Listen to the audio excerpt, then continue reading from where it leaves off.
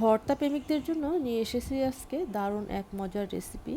আজকের এই ভর্তার রেসিপি দেখে যারা একবার এই ভর্তাটা তৈরি করে খাবে, আমি শিওর তারা এই ভর্তারই প্রেমে পড়ে যাবে। এটা খেতে এতটাই মজার, জিভে পানি এসে যাবে, লোভ সামলানোই দায়ী হবে এই ভর্তাটা দেখলে। একবার যদি ভর্তাটা এইভাবে তৈরি করে খান তাহলে আপনার বারবারই খেতে ইচ্ছা করবে। মনে হবে যেন সব কিছু রেখে এই ভর্তা দিয়ে ভাত খাই পেট ভরে। অসম্ভব মজার এই ইলিশ ভর্তার রেসিপি। চলুন তাহলে আজকের রেসিপিটি শুরু করা যাক। আমি এখানে হাফ কেজি সাইজের ইলিশ মাছ নিয়েছি। আপনারা এখানে যে কোনো সাইজেরই ইলিশ মাছ নিতে পারেন, ছোট বড় যে কোনো সাইজেরই মাছ নিতে পারেন। এখন হচ্ছে মাছটা কেটে নিব, তার জন্য মাছের আঁশগুলো আগে ছাড়িয়ে নিব খুব ভালো করে। খেয়াল রাখতে হবে মাছের জন্য কোনো আঁশটে না থাকে। ঠিক এমনভাবে হচ্ছে মাছগুলো পরিষ্কার করে নিতে হবে। যেহেতু এই মাছ দিয়ে ভর্তা তৈরি করা হবে তাই মাছের আঁশটা খুব ভালো করে ছাড়িয়ে নিতে হবে। এখন হচ্ছে আমি মাছগুলো সাইজ করে কেটে নিব। আর এই যে দেখুন মাছ, একদম তরতাজা মাছ নিয়ে এসেছি দোকান থেকে। ফ্রোজিং মাছ দিয়ে ভর্তা তৈরি করলে কিন্তু ওটা খেতে খুব বেশি ভালো হয় না, একদম টাটকা মাছ দিয়ে হচ্ছে ভর্তাটা তৈরি করলে বেশি ভালো হয়। মাছগুলো আমি সাইজ করে কেটে নিছি। আর লেজের অংশটা দেখুন আমি কতটুকু রাখছি। আপনারা কিন্তু এতটুকু পরিমাণেই রাখার চেষ্টা করবেন। এর থেকে ছোট করলে কিন্তু মাছটা যখন সাজাবো তখন আবার দেখতে ভালো লাগবে না। আবার এর থেকে বড় করে নেওয়ারও কোনো দরকার নেই, কারণ হচ্ছে মাছটা দিয়ে যখন ভর্তা তৈরি করব তখন হচ্ছে মাছে কম পড়ে যাবে। তাই মাছ আমি যেভাবে কেটে নিচ্ছি আপনারা ঠিক একইভাবে কেটে নেবেন। মাছটা কেটে ধুয়ে লবণ হলুদ মরিচের গুঁড়া দিয়ে খুব ভালো করে মাখিয়ে নিলাম। এখন হচ্ছে মাছটা ভেজে নিব। তার জন্য চুলায় কড়াই বসিয়ে দিলাম হচ্ছে সরিষার তেল। অবশ্যই কিন্তু এখানে সরিষার তেলটাই ব্যবহার করতে হবে, যেহেতু এটা ভর্তা তৈরি করা হবে।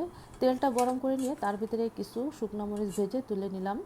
শুকনো মরিচগুলো তুলে রেখে ওই তেলের ভিতরে দিব হচ্ছে কিছুটা পেঁয়াজ কুচি, আর সাথে দিলাম হচ্ছে লবণ আর হচ্ছে হলুদের গুঁড়া। এখন হচ্ছে এই পেঁয়াজটা বেরেস্তা করে নিব। পেঁয়াজ বেরেস্তা করার সময় লবণ হলুদ দিয়ে ওটা করলে অনেক বেশি ভালো হয় খেতে, পানসা পানসা লাগে না। আর এমনি করলে ওই পেঁয়াজ বেরেস্তা পানসা পানসা লাগে, খেতে ভালো লাগে না।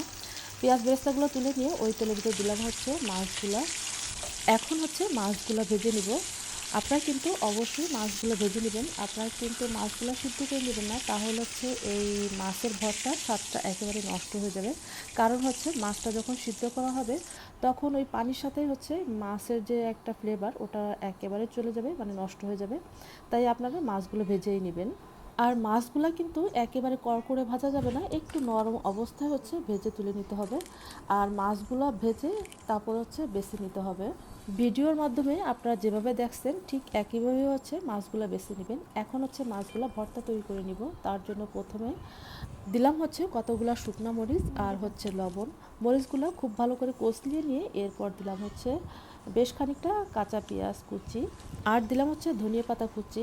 আমি এখানে ঝালের পরিমাণটা একটু বেশি দিছি, মানে আমি যতটা ঝাল খেতে পছন্দ করি ঠিক ততটাই দিছি। তো আপনারা যে যতটা খেতে পছন্দ করেন ওই অনুপাতেই হচ্ছে দিবেন। আর সাথে দিলাম হচ্ছে যেটা মেইন উপকরণ, সেটা হচ্ছে সরিষা বাটা। এখানে আমি দুই ধরনের সরিষা দিচ্ছি, হলুদ এবং কালোটা। আর টোটালি আমি 1 চামচ সরিষা বাটা দিছি। আর সাথে দিলাম হচ্ছে যে তেলের ভিতরে মাছগুলো ভেজে নিছি ওই তেলটাই এখানে দিয়ে দিছি। মাছ ভাজা তেল দিয়ে যদি ভর্তা মাখানো হয় তাহলে ওই ভর্তাটা খেতে অনেক বেশি মজার লাগে, যার কারণে আমি তেলের পরিমাণটা একটু বেশিই দিছিলাম। আর অবশ্যই কিন্তু এখানে সরিষা বাটা ব্যবহার করতে হবে যদি ভালো টেস্ট পেতে চান। মাছটা খুব ভালো করে মাখিয়ে নিয়ে এখন হচ্ছে সাজিয়ে নিব। মাছটা যে পাত্রে সাজাবো ওই পাত্রে প্রথমে দিলাম হচ্ছে মাথা, এরপরে দিলাম হচ্ছে মাখানো সেই মাছ, আর পিছনে দিলাম হচ্ছে লেজটা। এই যে দেখুন মাছটা সাজাইছি। এখনও কিন্তু মাছটা সাজানো হয়নি। উপর থেকে কিছুটা দেবো হচ্ছে পেঁয়াজ বেরেস্তা, যেন একটু আঁশ আঁশ লাগে। দেখলেই মনে হয় যেন আস্ত একটা ইলিশ মাছ প্লেটে শুয়ে আছে। অনেক বেশি মশলা দিয়ে এই ভর্তা তৈরি করার কোনোই দরকার হবে না, কারণ ইলিশ মাছের তো নিজস্বই একটা ফ্লেভার আছে, এতে করেই এই ভর্তা খেতে অনেক বেশি মজার লাগবে।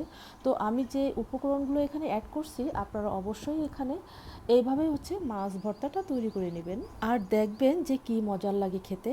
আর এটা যদি গরম গরম ভাত দিয়ে যদি খাওয়া হয় তাহলে যে কি মজা লাগে খেতে। আমি কিন্তু এটা একদমই ধোয়াটা গরম ভাত দিয়ে খাইছি, সাথে ছিল হচ্ছে আলু ভর্তা, আর দিয়েছিলাম হচ্ছে 2 টুকরা ইলিশ মাছ ভাজি।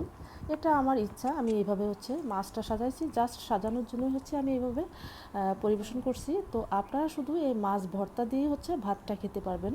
এই ভর্তা যদি থাকে তাহলে আর কোনো কিছুরই দরকার হবে না, বিশ্বাস করেন। এটা দিয়েই আপনি পেট ভরে ভাত খেতে পারবেন। আর যদি সাথে একটু বোম্বাই মরিচ থাকে তাহলে তো কোনো কথাই নেই। আমার কাছে বোম্বাই মরিচ ছিল না, যার কারণে আমি এখানে বোম্বাই মরিচটা নিতে পারিনি।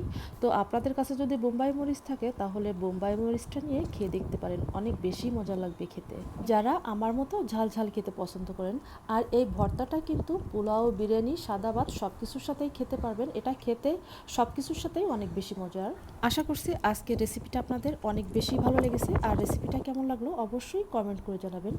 আর আপনারা তৈরি করে খেয়ে আমাকে জানাবেন যে কেমন হলো। আর ভালো লাগলে একটা লাইক দিয়ে দিবেন। পহেলা বৈশাখের অগ্রিম শুভেচ্ছা জানিয়ে আজকের মতো বিদায় নিচ্ছি। আবারও দেখা হবে। সবাই সুস্থ থাকবেন, ভালো থাকবেন। আল্লাহ হাফেজ।